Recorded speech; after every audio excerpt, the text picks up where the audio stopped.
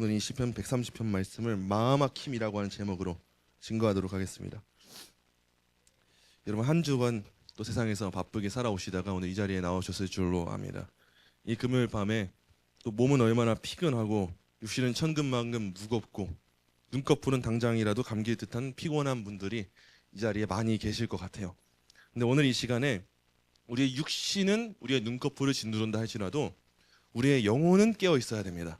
그냥 흐지부지 나온 마음이 아니고 그런 마음으로 나오셨다면 지금 정신 바짝 차리셔야 돼요. 그럴 때가 아니고 내 영혼의 영혼의 허벅지를 꼬집으면서까지 깨워야 되고 눈꺼풀을 끌어당겨서 다시 한번 말씀 앞에 우리가 회복하는 시간이 되어야 합니다. 우리가 피곤하다고 느끼는 지금 이 순간에도 악한 원수 마귀는 쉬지 않고 삼킬자를 찾아다니고 있는데 오늘 여러분들이 그 희생 제물이 되시겠습니까? 그런 마음이면 안 됩니다. 지금도 우는 사자처럼 우리 삼키려고 할 때 그냥 우리가 기다리고 있는 게 아니라 우리 가정과 자녀와 교회를 그냥 내버려 두는 게 아니라 우리는 깨어서 기도를 해야 돼요. 그게 오늘 우리가 이 자리에 나온 이유일 줄로 압니다. 오늘 선포되는 이 말씀 가운데 지친 여러분의 심령이 다시 한번 말씀 앞에서 벼락처럼 말씀이 내리꽂히게 되고 다시 한번 여러분을 깨우는 말씀이 되기를 간절히 소망합니다. 오늘 우리가 함께 읽은 시편 130편은 우리 영혼의 가장 깊은 실존을 건드리는 말씀이라고 할 수가 있습니다. 그래서 이 시편에서 130편은 가장 위대한 참회시이고 애가라고 평가를 받아요. 감리교의 창시자라고 할 수 있는 존 웨슬리는 이 시편이 연주되는 것을 보고 그걸 듣고 나서 마음이 뜨거워지는 회심을 경험했다고 합니다. 그리고 칼빈에 이어서 종교개혁을 이끌었던 테오도르 베자라고 하는 이 인물은 이 시편을 낭송하면서 숨을 거두었다고 해요. 우리는 나중에 숨을 거둘 때 무엇을 낭송할까요? 또 마틴 루터는 이 시편을 성경의 참된 석사이자 박사라고 부르면서 이 시편이 너무도 귀하고 소중하다라고 평가했다고 해요. 오늘 본문에 보니까 시편 기자가 피를 토하듯이 부르짖으면서 기도하는 1절 말씀이 나와요. 여호와야 내가 깊은 곳에서 주께 부르짖었나이다. 여기서 깊은 곳을 히브리어로 마음막힘이라고 하는데 바로 이게 오늘 설교의 핵심 주제입니다. 오늘 제목이 마음막힘이 히브리어로 깊은 곳이라고 하는 뜻이에요. 여러분 이 단어는 단순히 기분이 우울하거나 피곤한 상태를 말하는 단어가 아닙니다. 그냥 내가 지금 좀 침울해, 내가 조금 우울해, 나 지금 마음막힘의 상황이야 이런 말이 아니에요. 구약 성경에서 이 마음막힘이라고 하는 단어는 발이 닿지 않을 정도의 그 깊은 물속, 혼자서는 도저히 빠져나올 수 없는 죽음과 혼돈의 바닷속을 가리키는 말이 마음막힘입니다. 그냥 좀 먹고 살야만 하는데 좀 지친다, 그냥 좀 사냥 좀 했더니 호흡이 딸린다, 이런 식의 표현이 아니라 나 진짜 못 살 것 같아, 허우적거려도 발이 닿지가 않아, 나는 지금 이 칠흑 같은 어둠이 언제 끝날지 모르겠고 도저히 끝나지 않을 것 같은 그 흑암 가운데 있어. 도울 자가 아무도 없어. 모두 나를 향해 침묵하고 있고 난 이 침울한 고통 가운데 있을 수밖에 없어. 마치 무덤 속에 있는 것과 같은 용어가 이 마음막힘이라고 하는 깊은 곳을 의미합니다. 우리가 살아가는 이 시대는 거대한 마음막힘이에요. 때를 지어서 사는 늑대의 경우에 전체의 안전을 해치는 외적이 단안하고 나면, 물리치고 나면 늑대는 이상한 특성이 있대요. 자기들끼리 똘똘 뭉쳤다가 그 외적이 사라지고 나면은 자기들끼리 싸우기 시작한대요. 여러분 우리는 어떤가 생각해 보세요. 동물의 공격성을 연구하면서 노벨상을 받은 콘라트 로렌츠라고 하는 학자가 있는데 인간의 본성에 대해서 이렇게 말을 했어요. 추위나 짐승의 공격이나 굶주림을 극복하고 나면 그 순간부터 공존하는 이웃의 적의를 품고 해하며 죽이고 또 자멸함으로써 도태작용을 계속한다. 저는 이게 딱 우리 인간들의 모습인 것 같고 지금 한국 교회와 한국 정치의 모습인 것 같아요. 뭐 한 단계 넘어가고 나면은 교회가 연합을 상실해버려요. 교회끼리 무언가의 목적이 있을 땐 똘똘 뭉치더니만 그 적이 물리치고 나면 갑자기 자기들끼리 싸우기 시작해요. 그 싸우는 게 왜 싸우냐? 먹고 살만해서 싸우는 거 아니에요? 당장 죽겠는데 누가 싸우겠어요? 우리나라도 보세요. 절대 빈곤을 떠나자 경제적 풍요를 누리게 되자 만인이 만인의 늑대가 되어서 서로가 서로를 물어뜯고 죽이려고 하는, 어떻게 하면 저 사람 죽일까 생각하는 그런 혼돈이 되지 않았습니까? 근데 여러분 단순하게 세상 인심이 흉흉해진 것 이게 문제가 아니에요.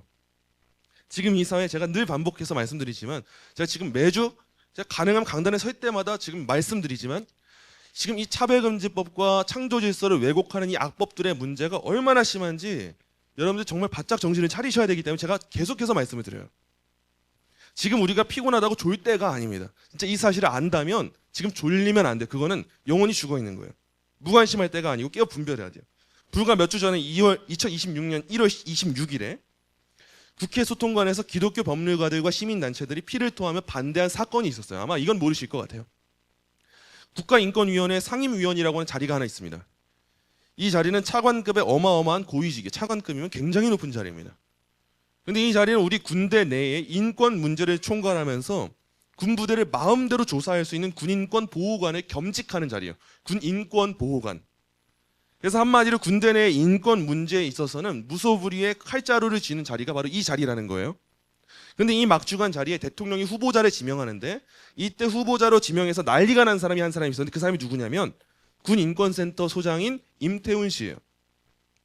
아마 차별금지법과 이런 인권 문제에 관심을 두신 분들은 이 이름을 들어보셨을지 모르겠어요. 이게 왜 국가적인 참사인가? 왜 이게 우리 자녀들을 향한 영적 테러인가? 여러분 아셔야 돼요. 이 임태훈 씨가 누군가 보니까 본인은 과거에 군대 가기 싫어서 병역을 거부했던 사람이에요. 근데 군대와 관련된 이 고위직을 겸한다? 사실 말이 안 되는데 우리나라 지금 그렇게 되고 있죠. 국방부부터 해가지고. 게다가 그가 평생을 바쳐서 가장 앞서왔고 없애려고 현안이 되어왔던 법안이 하나 있었는데 그게 뭐냐면 군형법 92조의 6이에요.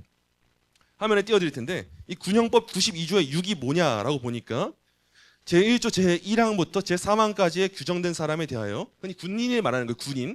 군인에 대하여 학문 성교나 그 밖의 추행을 한 사람은 2년 이하의 징역에 처한다라고 하는 형법인데 이 조항을 없애려고 한평생 군 인권을 위해 내가 일한다라고 말하면서 힘써왔던 사람이 임태훈 씨예요.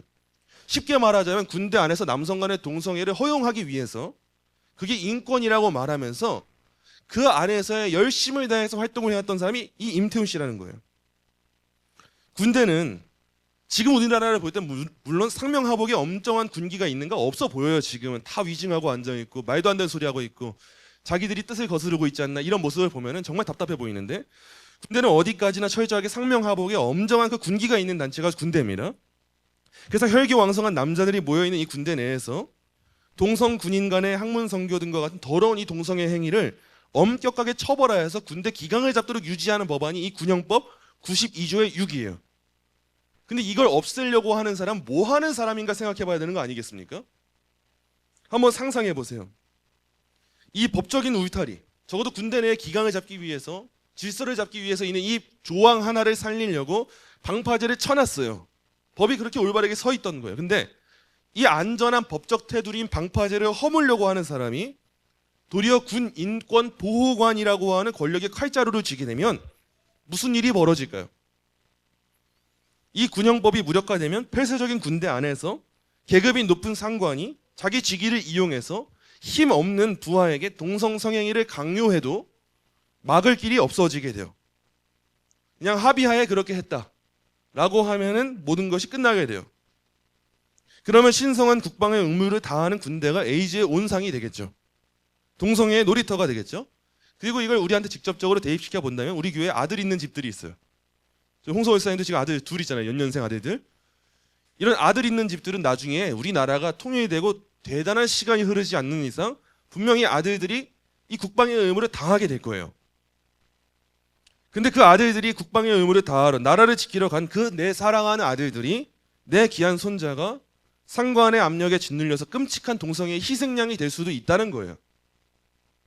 일반 사회적으로도 굉장한 문제가 야기되는 건데 이걸 군 인권이라고 말하고 이 인권이라는 테두리 안에서 동성애를 합법화시키려고 하는 행동이 계속해서 이어질 때 단순히 차별금지법만이 아니라 다양한 이 악법들이 펼쳐지고 있는데 우리는 오늘 그냥 내 삶에 힘들어서 그냥 내가 먹고 살기 바쁘라는 이유로 그냥 아무 생각 없이 예배당에 오고 아무 생각 없이 그냥 졸리다 피곤하다 하면은 그게 하나님 나라 관점으로 볼 때 정상이겠냐는 거예요.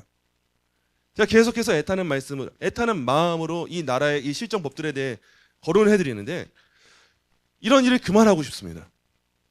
나라 돌아가는 일에 나라님들이 해주시고 저는 그냥 말씀만 철저하게 연구하고 시대에 관한 이야기를 많이 안 하는 그 때가 왔으면 좋겠어요.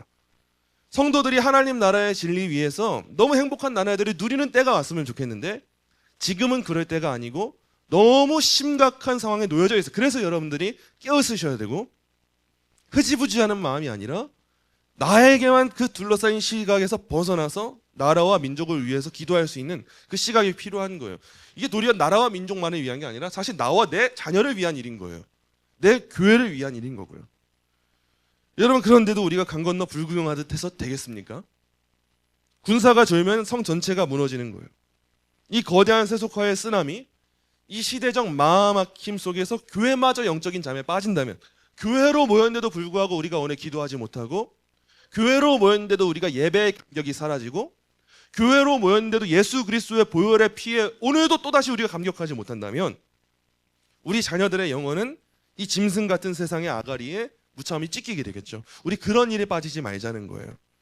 여러분, 이런 시대적 웅덩이, 그리고 우리 삶에 뭐 이뿐입니까? 우리 삶에도 닥쳐오는 그 질병과 재정의 파탄, 뭐 가정의 깨어짐, 이런 마음막힘 속에서 우리는 어떻게 기도해야 될까? 그 문제에 대한 답을 우리가 오늘 한번 찾아보려고 합니다. 먼저 본문 2절 보시죠. 본문 2절 말씀 우리 함께 한 목소리를 읽겠습니다. 주여 내 소리를 들으시며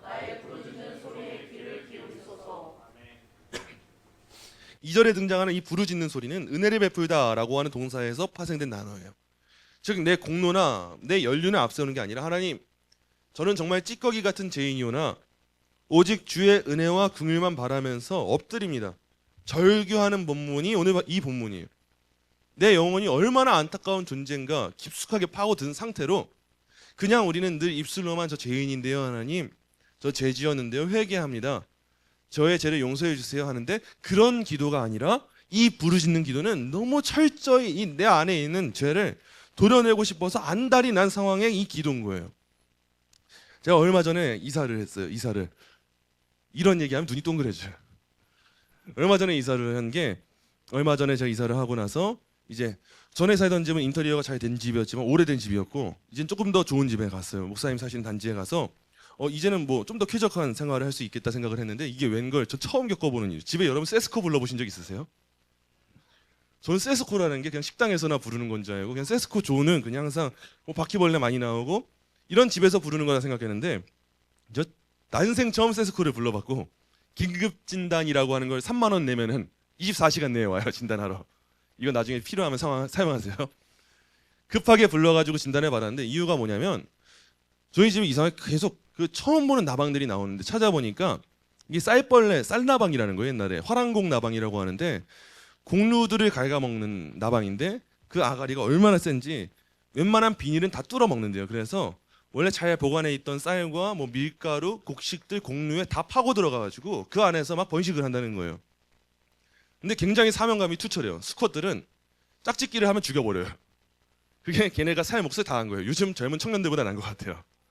요즘 젊은 남자 청년들 결혼 안 하려고 하는데, 그래도 그 번식하려고 하는 욕구가 있다 보니까 그렇게 죽어버리는데, 대부분 이 벌레를 잡으려고 하면 그 수컷들의 뿌리를 뽑기 위해서 트랩을 설치합니다. 그 안에 페로몬이 뿜어 나오게 해서 수컷들이 붙게 만드는 거예요. 근데 저희 집에 설치를 했는데 하나도 안 붙는 거예요. 근데 벌레가 아침마다 뭐 두세 마리씩 계속 주방에 나오는 거예요. 이 말이 무슨 뜻인가 검색해보고 찾아보니까, 이미 알벤 그 암컷들이 다 집안 가득히 있었던 거, 수컷이 없다는 거예요. 집에 암컷들이 가득하고 알 다 까놓고 하나씩 계속 부화가 된다는 거예요. 그러니까 제가 아무리 트랩을 설치하고 잡아봤자 의미가 없는 거예요. 또 얘네가 얼마나 강력한지, 빠르면 뭐 2주 내에, 아니면 뭐 300일이 지나도 부화를 한대요. 그러니까 이게 제가 너무 답이 없으니까, 저는 벌레 끔찍하게 싫어하거든요. 벌레 한 마리도 못 잡아요. 근데 너무 싫으니까 세스코를 불렀어요. 세스코를 불렀는데, 세스코가 와서 하는 말이, 이게 저희 집 문제가 아니라 이전에 살던 사람들이 너무 지저분하게 사용했다는 거예요. 싱크대 안에도 이상한 곡식들이 많이 막 썩어가고 있지 않나? 이전 집에서 너무 더럽게 사용을 해서 이전 집의 잔재들 때문에 이 벌레들이 계속해서 나오고 있다는 거예요. 이걸 보고 제가 느낀 게 있는데, 그게 뭐냐면, 이제 또 본론으로 들어오면 눈이 다 작아져요. 또 이러면 그게 뭐냐면, 우리에게도 죄의 잔재라고 하는 게 있지 않습니까? 우리가 이전에 살던, 우리가 이사를 왔어요. 지금 새 집에 이사를 왔는데, 이제 그럼 내가 구원받고 새 집에 왔으니까 나의 삶이 쾌적하고 좋겠다 생각하는데 큰 오산이에요. 내가 지금 내 안에 성령님이 거하시기 전에 나의 그 영혼에 이전에 거주하고 있었던 그들이 누구인가를 우리가 명확하게 알게 된다면 안심하지 못합니다. 이전에 우리 안에 거하던 그 죄와 죄의 잔재들은 우리가 생각하는 것만큼이 다 아름답고 그렇게 좀 꾸며내만 하고 좀 해결될 법한 일들이 아니에요. 그래서 이 죄의 문제는 뿌리째 뽑아내지 않는 이상, 싹을 뽑아내지 않는 이상 절대 도려낼 수가 없는 겁니다. 그래서 흔히 우리가 금연을 할 때도 그러잖아요. 천천히 끊어볼게 거의 다 못 끊어요. 확 끊지 않는 이상, 확 결단하지 않는 이상 거의 못 끊는데 죄의 문제가 그래요. 내 안에 존재하는 죄의 문제가 아름답게 한 주, 두 주 그냥 흘러가면서 뭔가 해결되겠지. 아니요. 해결될 수가 없어요. 그래서 저희 집에 있는 모든 곡식들을 그냥 다 버렸어요. 그냥. 다 버리고 세스코 처음으로 매 월마다 관리를 받는 케어 프로그램에 가입을 했어요. 매 월마다 와가지고 트랩을 설치하고 약을 치고 뭐 별걸 다 한대요. 근데 그러지 않으면 이거는 더 많이 번식할 집이고 지금 이 상황이 이러다가 다른 벌레까지 다 꼬인다는 거예요. 걔네들이 잡아먹는 벌레가 또 온대요. 근데 이게 우리 영혼의 문제라고 생각을 해보세요. 그냥 아무렇지도 않게 나는 이전에 죄인이었지. 맞아. 하나님 제가 회개합니다. 저는 찌꺼기 같은 존재였어요. 죄인 중에 괴수였어요. 우리가 성경 지식은 가득해서 편하게 저는 죄인 중에 괴수입니다. 하나님 저를 용서해 주세요. 우리가 이전에도 보혈의 찬양을 부르잖아요. 예수의 그 피 때문에 내가 살았습니다. 우리는 그냥 흥얼거리면서 고백하는데 여러분 오늘 그 가사에 가슴 치면서 맞습니다 하나님. 저는 정말 찌꺼기 같은 죄인인데 이 찌꺼기를 도려내지 않으면 저는 살 수가 없는데 저는 어떻게 산단 말입니까? 여러분 이 마음으로 부르시셨습니까? 오늘 시편 2절에 등장하는 이 말씀이 바로 그런 부르짖음이에요. 그냥 나의 찌꺼기됨, 죄인됨을 가볍게 고백하는 게 아니라 도려내지 않으면 살 수가 없어요. 숨을 쉴 수가 없어요. 그래서 부르짖었다는 거예요. 저는 찌꺼기 같은 죄인이에요, 하나님. 주의 긍휼만 바랍니다. 은혜만 바랍니다. 제가 감히 고개를 들 수가 없어서 제가 너무 염치가 없어서 할 수 있는 게 없습니다. 지금 마음 막힘의 상황 가운데 그런 기도를 하는 거예요. 오늘날 우리 그리스도인들에게 치명적인 병폐가 무엇인가 보니까 내 영혼이 병들고 썩어 문드러지는데 종교적인 화장을 떡칠하고 있구나 생각이 들어요. 속은 문드러져 가는데 겉으로는 할렐루야 아멘 믿습니다. 거짓 평안을 노래할 수 있어요. 우린 다 할 수 있어요. 연기를 너무 잘할 수 있어요. 우리는. 그게 실력처럼 보이니까. 근데 여러분 잘 기억하셔야 돼요. 하나님은 믿는 자의 위선적인 할렐루야보다 절망에 빠진 자의 정직한 탄식을 더 즐겁게 들으실 거예요. 우리가 겉으로만 할렐루야 아멘 기쁩니다 하는 그 위선보다 정말 한나가 그러했던 것처럼 아무 말할 힘도 없어요. 그냥 부르짖을 수밖에 없고 나중엔 목소리도 안 나와요. 남들은 손가락질하면서 저 사람이 술 취했네 뭐했네 미쳤네 하겠죠. 근데 그 사람의 그 절규 그 부르짖는 소리를 기뻐하시는 거지. 저 오늘 좀 믿음이 좋아요. 잘 갖춰온 그 상태 그 할렐루야 한 상태 그 상태를 하나님이 기뻐 받으시는 게 아니라는 거예요. 나치치아의 리투아니아의 두 번째 큰 도시인 코브누에 살던 유대인들이 그 예시가 되지 않을까 싶어요. 나치치아에 있을 때 그 히틀러 정권이 임신한 유대 여자를 다 죽이라고 하는 이 명령을 내렸어요. 그래서 길거리에서도 임산부들이 총을 맞아서 즉사를 하는 상황이 많이 펼쳐졌습니다. 유대인이라는 이유로. 나름 하나님을 믿는다는 그 이유로 길거리 임산부를 때려잡는다. 이건 정말 인간이 할 짓도 아니에요. 지나가던 이들이 한 여자가 총에 맞아 쓰러가는 걸 봤어요. 그래서 아기라도 구해야 될 거 아니에요. 만삭인 거예요. 보니까 여자 숨은 끊어졌는데 아기는 끊어지지 않은 것 같은 거예요. 그래서 시신은 유대인들은 너무 존중하기 때문에 이미 죽은 사람의 시체를 함부로 건드릴 수가 없단 말이에요. 그래서 어떻게 해야 되나 발 동동 구르다가 랍비 한 사람을 찾아가요. 에브라임 오실이라고 하는 랍비에게 찾아가서 선생이시여 랍비시여 지금 우리가 어떻게 하는 게 맞습니까? 이 여자를 우리가 아이를 생각해서라도 좀 건드리고 빨리 병원에 데려가는 게 맞습니까? 아니면 그래도 우리의 율법에 따라서 시체는 시체대로 두는 게 맞습니까? 질문을 한 거예요. 이 에브라임 오실이라고 하는 랍비가 이렇게 답을 했대요. 생명을 구하는 것이 문제라면 시신을 더럽히는 게 왜 큰 문제가 되겠습니까?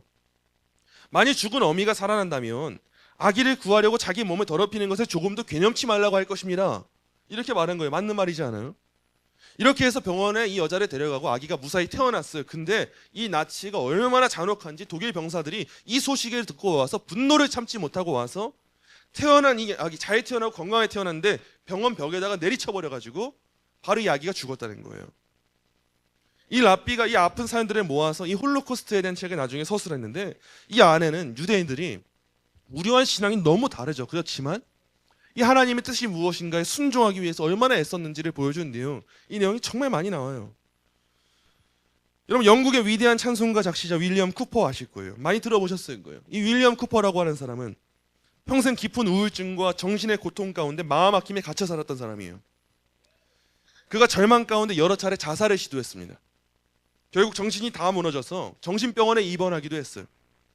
근데 그곳에서 자기의 비참한 그 꼬라지를 보면서 하나님 앞에 인정하기 시작했어요. 하나님, 전 진짜 비참하고 전 정말 뭐 하나 잘난 거 없고 전 정말 밑바닥에 있는 사람입니다. 그대로 인정하고 부르짖기 시작했어요. 그러면서 성경을 읽다가 로마서 3장 25절 말씀을 보면서 그리스도의 피가 나의 죄를 덮으시는구나, 복음을 발견하게 되고 그 캄캄한 지옥의 밑바닥과도 같은 그 자리에서 경험했던 그 은혜를 고백하는 찬송이 샘물과 같은 보혈은 258장의 찬송이에요. 정하게 되겠네. 샘물과 같은 보혈 때문에 내가 이렇게 씻음을 받았네. 정하게 되겠네. 정하게 되겠네. 보혈의 죄를 씻으면 정하게 되겠네. 이렇게 고백하게 된 거예요. 우리는 어떻습니까? 조금만 피곤해도, 조금만 비위가 상해도, 조금만 손해가 와도 기도의 자리를 박차고 나가잖아요. 세상과 타협해버리잖아요. 이렇게 타협해버리고 박차고 나아가 버리면 우리는 이런 신앙의 선배들이 경험했던 이 은혜를 경험하지 못할 거예요. 하나님은 오늘 밤 여러분의 그 종교적인 가면이 있다면 찢어지기를 원하실 거예요. 깊은 곳에 여러분이 떨어지셨다면 그때는 주변 사람 눈치 볼 때가 아닙니다. 정직하게 짐승처럼 보여도 울부짖어야 돼요. 우리가 지금 깊은 곳에 있다는 것 자체는 우리의 절망이 될 수가 없기 때문이에요. 이사야 51장 말씀입니다. 이사야 51장 10절 말씀 우리 함께 한 목소리로 읽겠습니다. 바다를 넓고 깊은 물을 말리시고 바다 깊은 곳에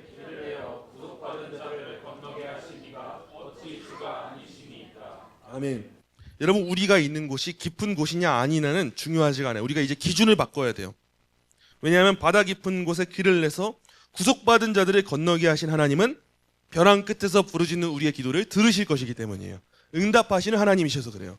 그래서 이제는 우리의 관점이 내가 깊은 곳이냐 아니냐가 아니라 깊은 곳이어도 괜찮다. 깊은 곳이어도 그 가운데 길을 내시고 그 가운데 우리의 기도를 들으시는 하나님이 내 하나님이신데 내가 기도하지 않을 이유가 어디 있겠는가? 이 믿음을 갖고 나아가야 되는 거예요. 오늘 본문에 기록한 이 시편 기자는 자기가 처한 고통의 원인이 하나님과의 단절에 있었음을 고백을 해요. 본문 3절이에요. 3절 말씀도 우리 함께 한 목소리로 읽겠습니다. 여호와여, 주께서 죄악을 지켜보실진데 주여 누가 서리이까? 아멘. 하나님께서 인간의 죄를 감찰하시고 장부에 기록하신다면, 그리고 이런 죄를 하나하나 우리한테 다 따지신다면 누가 하나님 앞에 살아남겠어요? 아무도 못 살아남아요.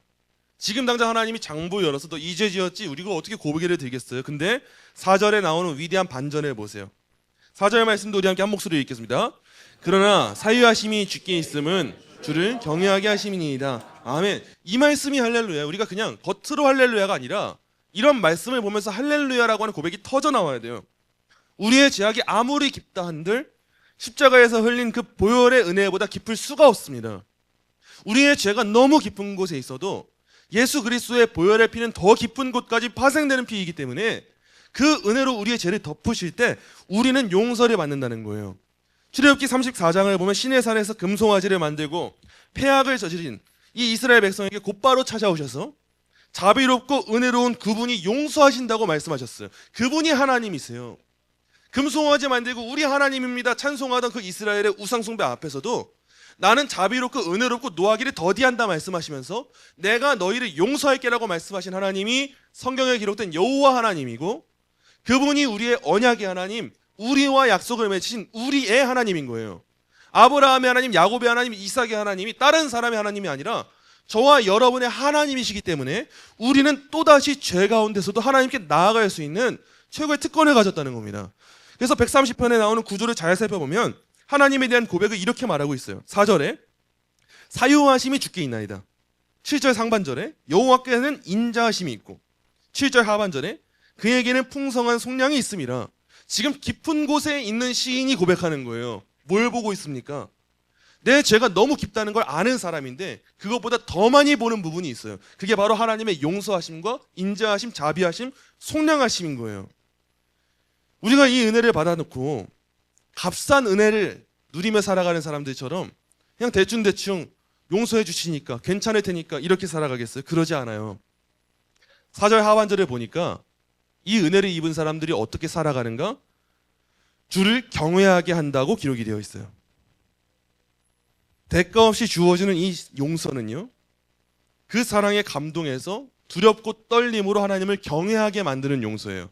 자, 그럼 다시 생각해 보세요.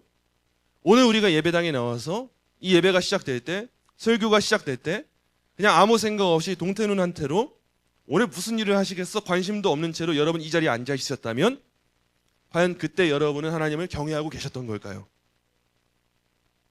과연 그렇다면 우리가 오늘 하루를 살아가며 내 죄가 어떻게 속량을 받았는가? 어떤 은혜를 받았는가? 바르게 알고 있던 게 맞을까요?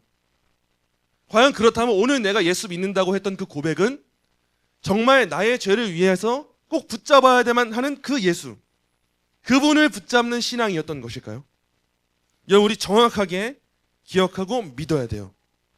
여러분을 살리기 위해서 아들에게 창을 꽂아서 피를 쏟게 하신 그 무서운 사랑을 우리가 똑똑히 보았다면 비록 나의 삶이 깊은 곳에 처한다 할지라도 무엇부터 우리가 떠올리겠어요? 하나님의 사랑을 떠올리는 거예요. 우리가 진짜 예수의 사랑을 안다면 내가 깊은 곳에 있을 때 나의 삶의 눈이 가는 게 아니라 그 하나님의 사랑의 눈이 가서 그 사랑 가운데 그분을 찾고 그분을 부르짖는 기도를 하게 된다는 거예요. 이것이야말로 은혜 받은 자에게 합당한 삶이지 않겠습니까?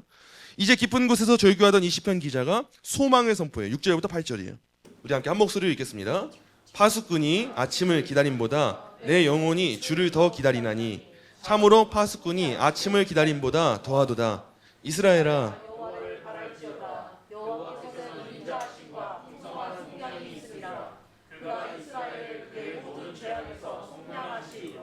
아멘. 파수꾼이 아침을 기다림보다 내 영혼이 주를 더 기다린대요. 길고 긴 어둠의 밤을 지나면서 경계를 서던 이 파수꾼이 얼마나 피곤했겠어요. 그럼 아침이 기다려질 거 아니에요? 근데 그 파수꾼이 기다리는 아침보다도 더 기다리는 게 바로 뭐냐라고 보니까 내 영혼이 주를 기다리는 거래요. 우리는 뭘 그렇게 기다리고 있습니까? 과연 진짜 내 영혼에게 너 지금 뭘 기다리고 있어 물을 때 과연 우리가 이걸 기다리고 있을까요? 이 시편 130편의 표제어는 성전에 올라가는 노래예요. 고대 이스라엘 백성들이, 순례자들이 예루살렘 성전에 올라갈 때 그들은 아마도 수많은 높고 험한 산과 깊은 골짜기를 지나야만 했을 거예요. 성전에 올라가는 게 그리 쉬운 일이 아니었던 거예요. 이 예배를 지키는 게 그리 쉬운 일이 아니었던 거예요. 험한 산에 다 지나가야 되고 험한 골짜기 가운데 얼마나 많은 사람들이 다치고 낙마하고 넘어졌겠어요. 근데 그 깊은 골짜기를 지나면서 눈물과 한숨이 나올 때가 왜 없었겠어요? 우리도 하나님 나라 가기까지 깊은 한숨이 나오고 눈물이 쏟아부어질 때가 있는데 이때라고 왜 없었겠어요? 근데 그때 뭘 했는가 보니까 저 멀리 있는 성전을 보면서 이 노래를 불렀던 거예요. 그래서 이 노래를 우리가 애가라고 하는 거예요. 가슴이 찢어질 것만 같은 그 고통과 슬픔 가운데 부르는 거예요. 주님, 내가 진짜 부르짖을 수밖에 없어요. 저 정말 이 마음 막힘의 상황 가운데 할 수 있는 거는 주님의 용서와 자비하심을 바라보는 것밖에 없어요. 저는 그래서 주님을 향해 노래할 수밖에 없어요. 이 고백을 하는 거예요. 여러분, 우리가 이 노래를 부르면 어떨까요? 지금 여러분의 삶 가운데 다양한 문제들이 있겠죠. 왜 없겠습니까? 그렇게 때때로 찾아오는 우리의 인생 가운데 마음 막힘이 찾아올 때, 우리의 영혼 가운데 그 밤중의 시간이 찾아올 때 우리가 이 노래를 부르면 어떨까요? 병마의 고통이 찾아올 때, 무너진 재정의 상황, 자녀의 엇나감 가운데, 관계의 단절 가운데, 취업의 진로의 문제 가운데, 다양한 문제 가운데 그 깊은 골짜기가 나를 진짜 숨 막히게 조여오고 있을 때 멀리 산 위에 보이는 그 성전을 보면서, 그 시온성을 보면서 우리는 이 고백을 더 해야 되는 거 아니겠어요?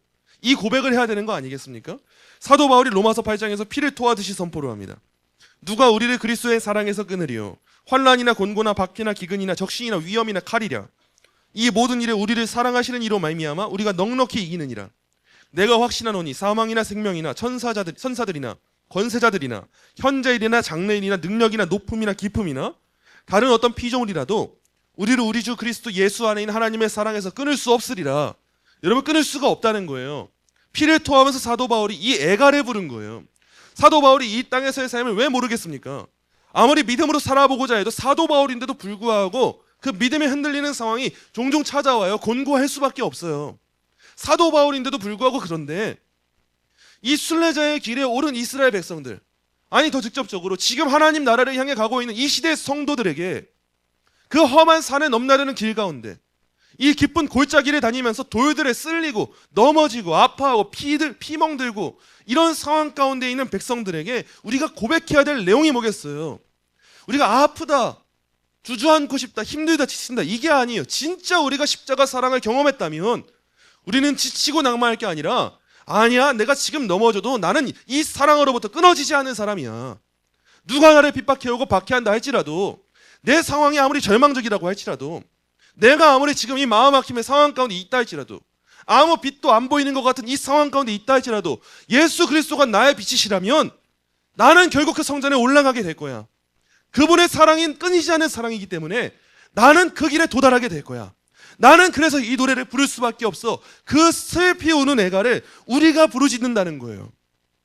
여러분의 삶의 웅덩이가 아무리 깊다 해도 십자가에서 흘리신 그 사랑의 밧줄을 끊어낼 수는 없는 겁니다. 깊은 곳에 처박혀서 피눈물을 흘려본 사람이 하나님의 사랑이 얼마나 큰지를 알게 돼요. 그 십자가의 은혜가 얼마나 처절하게 나를 살리는지 깨닫게 돼요. 이제 우리가 오늘 이 시간 가운데 기도의 자리로 나아가기 원합니다. 여러분, 피곤하십니까? 졸리십니까? 내 영혼이 죽어가고 있고 조국교회 성벽이 무너지고 있는데 그래서 되겠습니까? 여러분, 지금 우리는 피곤하고 졸리고 힘없이 맥을 못 추고 있을 때가 아니에요. 지금 우리는 어떤 상황이냐면 주님 건져주세요 말해야 될 때예요. 부르짖어야 될 때예요. 주님, 저는 찌꺼기 같은 사람인데 예수님의 은혜를 알고 믿는다고 고백함에도 불구하고 오늘은 왜 그 은혜를 묵상하고 살지 못했을까요? 저는 그 크신 은혜를 입었다고 말하면서도 왜 작은 마음 막힘 올 때, 잠깐 그림자 같은 어둠 찾아올 때도 불구하고 왜 나는 또다시 하나님을 부인하고 원망하는 삶을 살아갈까요? 하나님 살려주시옵소서. 피를 토하면서 부르짖어야 하지 않겠습니까? 오늘 이 밤 가운데 여러분의 영혼의 밑바닥, 그 마음 막힘에서부터 터져나오는 애통함으로 그 십자가의 옷자락을 붙잡게 되는 귀한 은혜의 시간 되기를 간절히 소망합니다.